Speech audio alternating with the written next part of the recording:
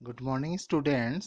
कक्षा 4 हिंदी के पहले पार्ट में हमने आपको बादलों के रूप के बारे में बताया था, उनके स्वभाव के बारे में बताया था कि वो क्या क्या करते हैं और किस तरह से दिखाई देते हैं।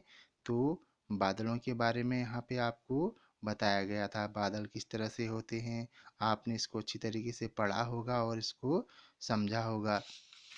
तो उसके बाद आपके किताब में यहाँ पर कई प्रश्न हैं, कुछ किताब में दिए गए हैं और कुछ हमें कॉपी में करने पड़ेंगे। यहाँ पे आप देख रहे हैं किताब का काम भी इसमें दिया गया है। इन प्रश्नों के उत्तर हम आपको अगले भाग में लिखाएंगे। और अब हम अगले पाठ में बढ़ते हैं। पाठ 2, जैसा सवाल वैसा जवाब, यानी जैसे प्रश्न वैसे उत्तर। यह कहानी अब हम इसको शुरू करते हैं कि बादशाह अकबर अपने मंत्री बीरबल को बहुत पसंद करता था। बादशाह अकबर का नाम आपने सुना ही होगा। उनके राज दरबार में एक उनके मंत्री थे। और क्या थे उस मंत्री का नाम क्या था? बीरबल था। और बादशाह अकबर उनको बहुत पसंद करता था। बीरबल की बुद्धि के आगे बड़े बड़ों की कुछ भी नहीं चल पाती थी। जो बीरबल की बुद्धि थी, जो उनका ज्ञान था, उसके आगे बड़े बड़ों की भी कुछ नहीं चल पाती थी। यानी अच्छे खासे लोग, वहाँ पे अच्छे खासे जानकार लोग वह बीरबल के आगे हार जाते थे। इसी कारण कुछ दरबारी बीरबल से जलते थे।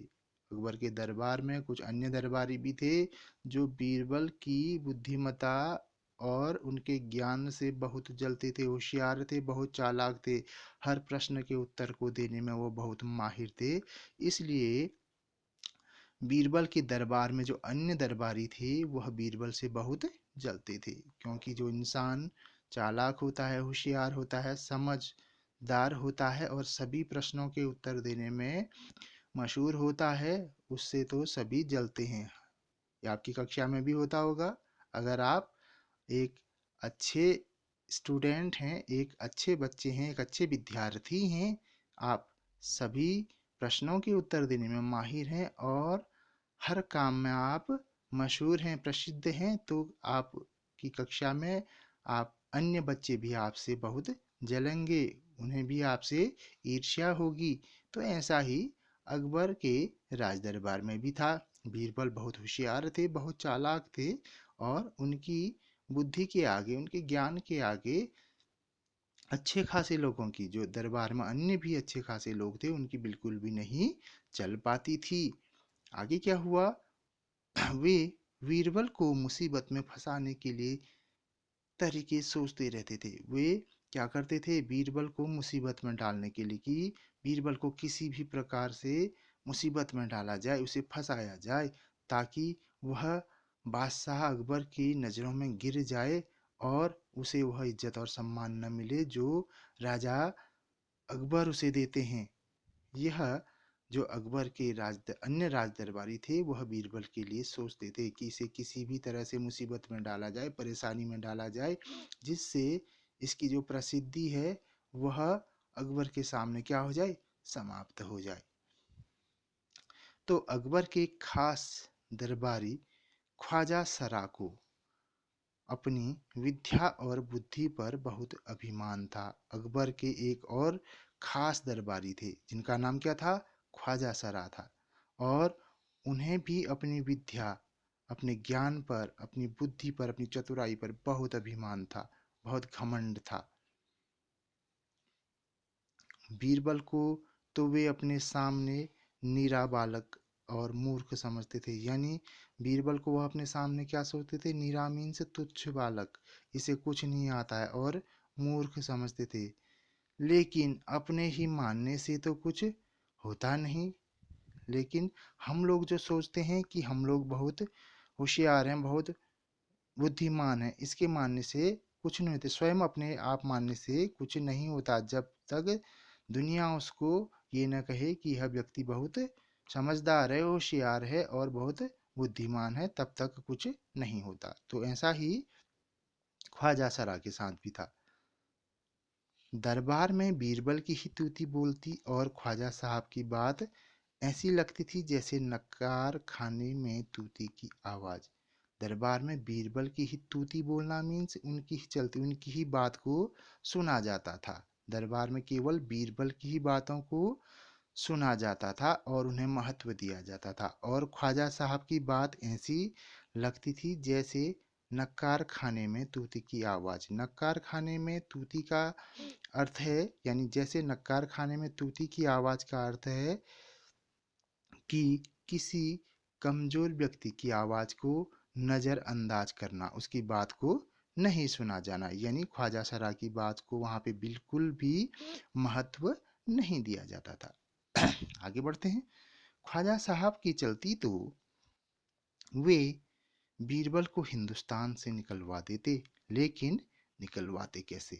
अब ख्वाजा सरा इतने चिढ़ते थे, इतने जलते थे बीरबल से, वह यह सोचते थे उनकी अगर अगर उनकी चल जाए तो वह बीरबल को कहाँ से, हिंदुस्तान से बाहर निकलवा देते। और लेकिन वह करते भी तो भला ऐसा कैसे करते, क्योंकि अकबर के दरबार में तो केवल बीरबल की चलती थी।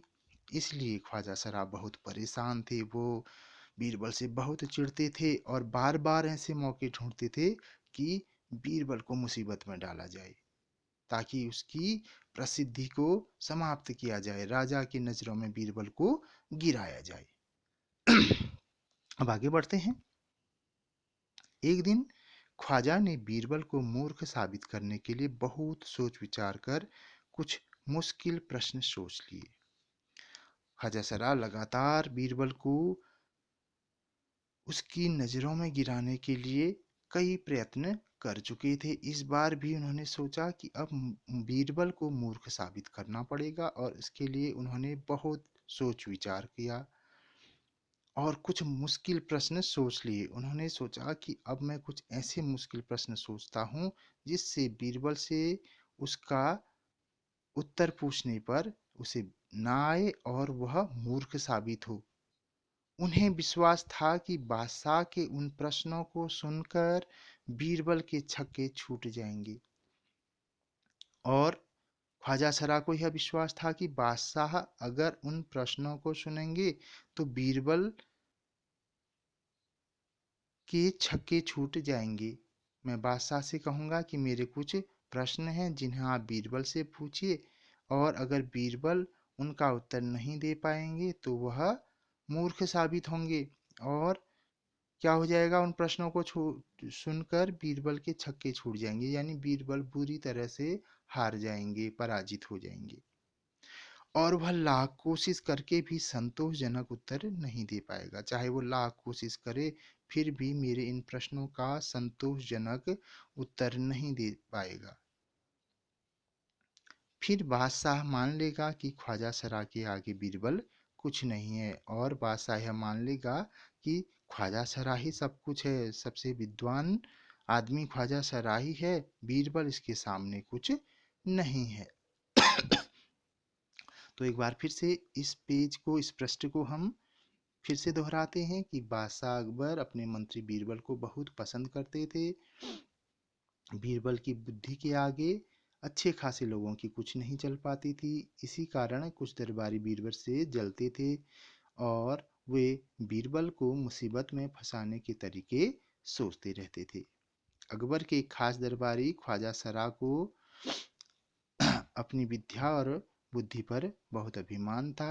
एक अकबर के अन्य जो दरबारी थे ख्वाजा सरा, उन्हें भी अपनी विद्या और बुद्धि पर क्या था, बहुत घमंड था। बीरबल को तो वे अपने सामने नीरा बालक और मूर्ख समझते थे। नीरा मीन्स तुच्छ बालक समझते थे, यानी उसे अपने सामने कुछ भी नहीं समझते थे कि ये बेकार आदमी है। लेकिन अपने ही मानने से कुछ नहीं होता है। हम अपने आप को ही अगर सब कुछ माने तो यह नहीं हो सकता। तो आगे क्या हुआ, दरबार में बीरबल की ही तूती बोलती, यानी उन्हीं की बातों को वहां पे महत्व दिया जाता था, बीरबल की बातों को। और ख्वाजा साहब की बात ऐसी लगती थी जैसे नक्कार खाने में तूती की आवाज। वहाँ पे ख्वाजा साहब भी अपनी बात को रखते तो वो ऐसा प्रतीत होता था जैसे किसी कमजोर की बात को नज़रअंदाज किया जा रहा है, यानी उनकी बातों को महत्व ही नहीं दिया जाता था। ख्वाजा साहब की चलती तो वे बीरबल को हिंदुस्तान से निकलवा देते, लेकिन निकलवाते कैसे? वह इतना चिढ़ते थे बीरबल से, तो अगर उनकी चले तो वह क्या करेंगे, बीरबल को हिंदुस्तान से निकलवा देते। यह ऐसा वह सोचते थे, लेकिन ऐसा करते भी तो कैसे? एक दिन राजा ने बीरबल को मूर्ख साबित करने के लिए क्या किया, बहुत सोच विचार किया। उन्होंने कुछ कठिन प्रश्न सोच लिए। मैं इन्हें क्या करूंगा, बादशाह के सामने रखूंगा और कहूंगा कि तुम बादशाह, आप इन प्रश्नों को बीरबल के सामने रखिए, और बीरबल क्या होगा, इन प्रश्नों को सुनकर उसके छक्के छूट जाएंगे, यानी वह बुरी तरीके से पराजित हो जाएगा। वह लाख कोशिश भी करेगा तो वह इन प्रश्नों के संतोषजनक उत्तर नहीं दे पाएगा। फिर बादशाह मान लेगा कि ख्वाजा सराही सब कुछ हैं, सबसे ज्यादा विद्वान पुरुष हैं, सबसे होशियार हैं, बीरबल उनके सामने कुछ भी नहीं है। अब आगे बढ़ते हैं। ख्वाजा साहब अचकन पगड़ी पहनकर दाढ़ी सहलाते हुए अकबर के पास पहुंचे। ख्वाजा साहब इतने में अचकन एक प्रकार का कुर्ता होता है, और पगड़ी पहनकर अपनी दाढ़ी को सहलाते हुए अकबर के पास पहुंचे और सिर झुकाकर बोले, बीरबल बड़ा बुद्धिमान बनता है बादशाह। बीरबल तो बहुत बड़ा बुद्धिमान बनता है, होशियार समझता है अपने आप को। आप भी उसकी लंबी चौड़ी बातों के धोखे में आ जाते हैं, यानी जो बड़ी लंबी लंबी चौड़ी बातें वह आपके सामने रखता है, आप भी उन बातों में आ जाते हैं, उसके धोखे में आ जाते हैं। मैं चाहता हूं कि आप मेरे 3 सवालों के जवाब पूछकर उसके दिमाग की गहराई नाप लें। मैं यह चाहता हूं कि आप मेरे 3 सवालों के जवाब उससे पूछें और उसकी दिमाग की गहराई नाप लें, उसकी बुद्धि की जांच कर लें उसकी। तो उस नकली अकल बहादुर की कलई खुल जाएगी, यानी जो अपने आप को अक्ल बहादुर, सबसे ज़्यादा अक्ल से भरा हुआ इंसान अपने आप को समझता है, उस इंसान की पोल खुल जाएगी। उसको वहाँ पे उन्होंने नकली कहा, यानी ये नकली आदमी है, फर्जी आदमी है। उस अक्ल के बहादुर, अक्ल बहादुर, अक्ल से भरा हुआ आदमी, उसकी पोल खुल जाएगी। ख्वाजा के अनुरोध करने पर अकबर ने बीरबल को बुलाया। ख्वाजा साहब के आग्रह करने पर अकबर ने बीरबल को बुलाया और उनसे कहा, बीरबल, परम ज्ञानी ख्वाजा साहब तुमसे 3 प्रश्न पूछना चाहते हैं। बादशाह अकबर ने कहा कि बीरबल देखो, ये जो परम ज्ञानी हैं ख्वाजा साहब, वो तुमसे 3 प्रश्न पूछना चाहते हैं, क्या तुम उनके उत्तर दे सकोगे?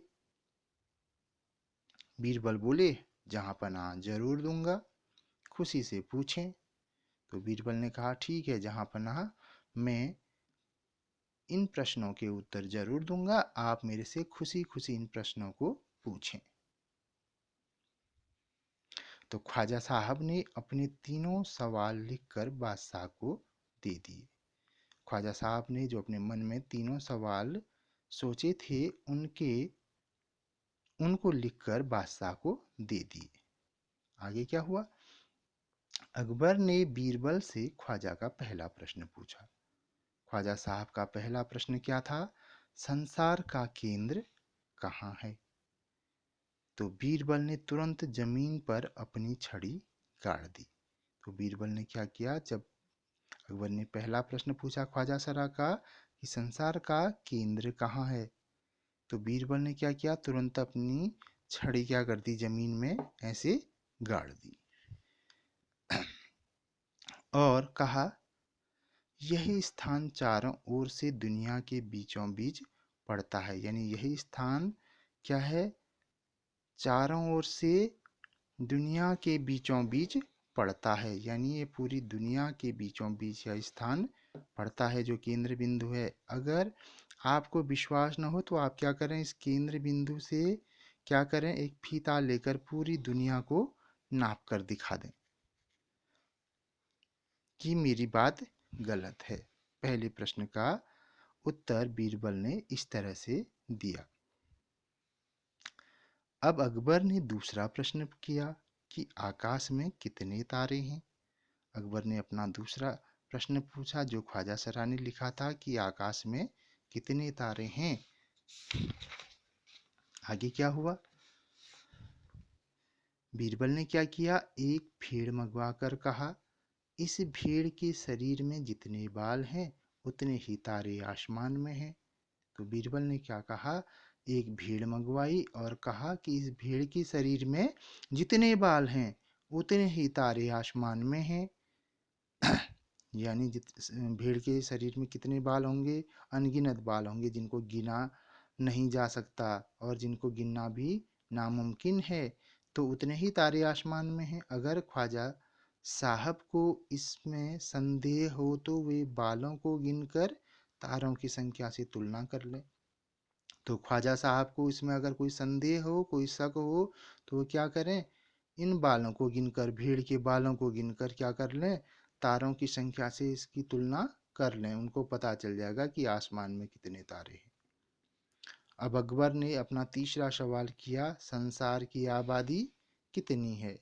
ख्वाजा सरा का जो तीसरा प्रश्न था जो उसने अकबर को लिख कर दिया था, तो अकबर ने पूछा कि संसार की आबादी कितनी है? बीरबल ने कहा, जहां पना संसार की आबादी पल पल पर घटती बढ़ती रहती है। बिल्कुल सही है, क्योंकि हर पल लोगों का मरना जीना लगा ही रहता है। ये आबादी हमारी हर पल घटती भी रहती है और बढ़ती भी रहती है, क्योंकि हर पल लोग मरते भी रहते हैं और उनका जन्म भी होते रहता है। इसलिए यदि सभी लोगों को एक जगह इकट्ठा किया जाए, क्या किया जाए? सभी लोगों को हम एक जगह इकट्ठा करेंगे, तभी उनको गिनकर ठीक ठीक संख्या बताई जा सकती है। यानी यह काम भी नामुमकिन था, असंभव था। हम सारे संसार के लोगों को एक जगह इकट्ठा नहीं कर सकते और उनको गिनना बहुत मुश्किल है, क्योंकि ख्वाजा सरा ने सवाल ही ऐसे पूछे थे। तो बीरबल भी बहुत चतुर थे, उन्होंने उसका जवाब भी ऐसे ही दिया। अब आगे बढ़ते हैं। बादशाह तो बीरबल के उत्तरों से संतुष्ट हो गया, क्योंकि बादशाह तो हमेशा बीरबल की बातों से संतुष्ट रहते थे और इस बार भी वह बीरबल के उत्तरों से संतुष्ट हो गए। लेकिन ख्वाजा साहब नाक भौं सिकोड़ कर बोले। नाक भौं सिकोड़ कर बोलना यहाँ पर इसका अर्थ है अप्रसन्न होना, यानी उन्हें खुशी नहीं हुई।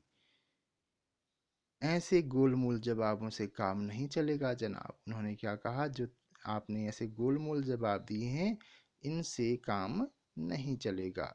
बीरबल बोले, ऐसे सवालों के ऐसे ही जवाब होते हैं। तो बीरबल ने क्या कहा कि जैसा आपने मेरे से सवाल पूछा, मैंने ऐसा ही जवाब दिया और ऐसे सवालों के ऐसे ही जवाब होते हैं।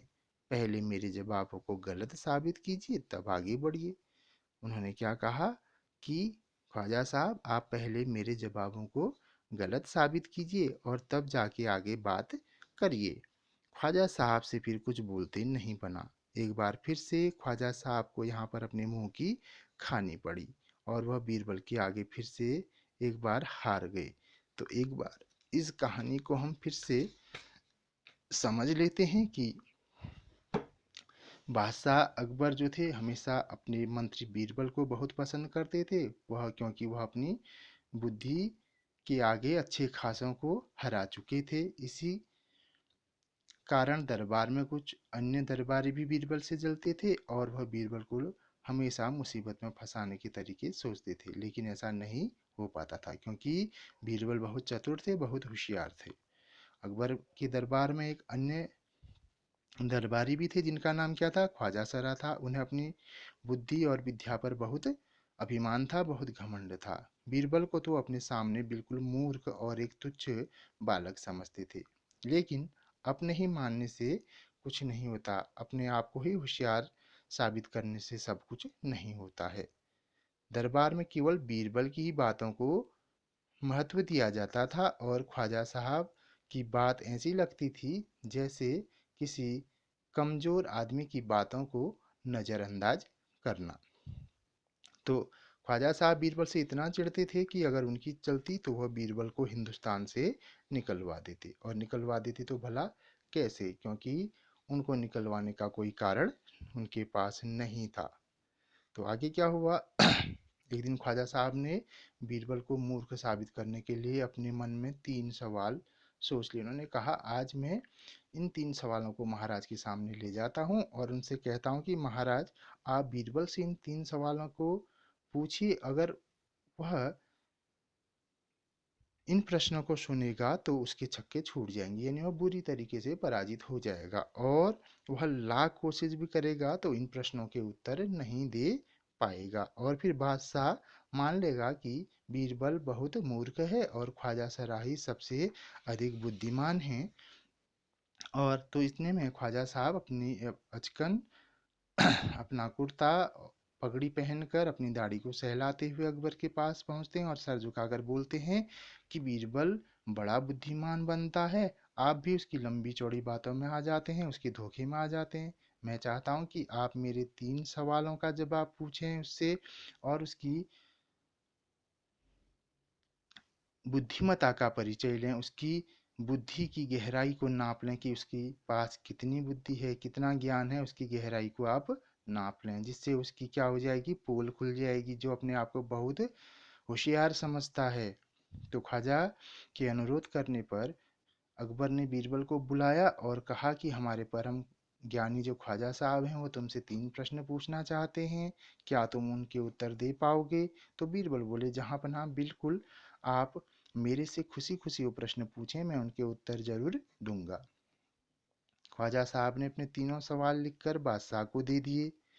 अकबर ने बीरबल से ख्वाजा का पहला प्रश्न पूछा, और वो पहला प्रश्न था, संसार का केंद्र कहाँ है? तो बीरबल ने क्या किया, अपनी छड़ी एक स्थान पर गाड़ दी और कहा, यह स्थान चारों ओर से दुनिया के बीचों बीच पड़ता है। यदि ख्वाजा साहब को विश्वास न हो तो वह क्या करें, इस स्थान से पूरी दुनिया को फीते से नाप कर दिखाएं कि मेरी बात गलत है।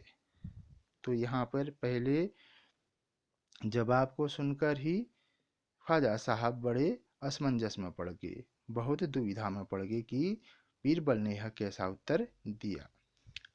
अगला प्रश्न अकबर ने पूछा कि आकाश में कितने तारे हैं? तो बीरबल ने एक भीड़ मंगाई और कहा कि इस भीड़ के शरीर में जितने बाल हैं उतने ही तारे आसमान में हैं।